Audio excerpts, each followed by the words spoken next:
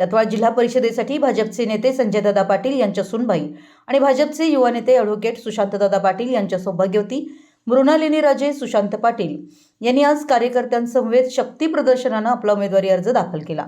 त्यामुळे दत्तवाड जिल्हा परिषद मतदारसंघात कमळ फुलणार अशी चर्चा मतदारसंघात जोर धरते। दत्तवाड जिल्हा परिषद मतदारसंघात हाय व्होल्टेज लढत होणार असून याकडे संपूर्ण जिल्ह्याचं लक्ष लागून राहिलं आहे। हा मतदारसंघ सर्वसाधारण महिलांसाठी आरक्षित असल्यानं मतदारसंघात भाजपचे संजय पाटील यांनी जोर लावलाय।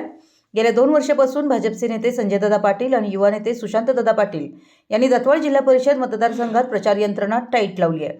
अनेक मतदारांच्या संपर्कात राहून विकास कामं केली आहेत, त्यामुळे त्यांचा विजय निश्चित मानला जात आहे।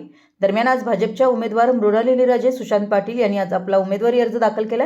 यावेळी भाजपचे नेते संजय पाटील, युवा नेते सुशांत पाटील, अनवर जमादार, धनश्री पाटील, ॲडव्होकेट सुरेश पाटील, राजू स्वामी, मयूर खोत, गजानन जाधव यांच्यासह असंख्य कार्यकर्ते मोठ्या संख्येने उपस्थित होते। मराठी एस न्यूजसाठी टाकळीहून संदीप अडसूळ। आज मी दत्तवाड जिल्हा परिषद मतदारसंघात जिल्हा परिषदेसाठी फॉर्म भरला आहे आणि सर्वांच्या आशीर्वादाने व पाठिंब्याने मी विजयी होऊन येईल अशी माझी आशा आहे।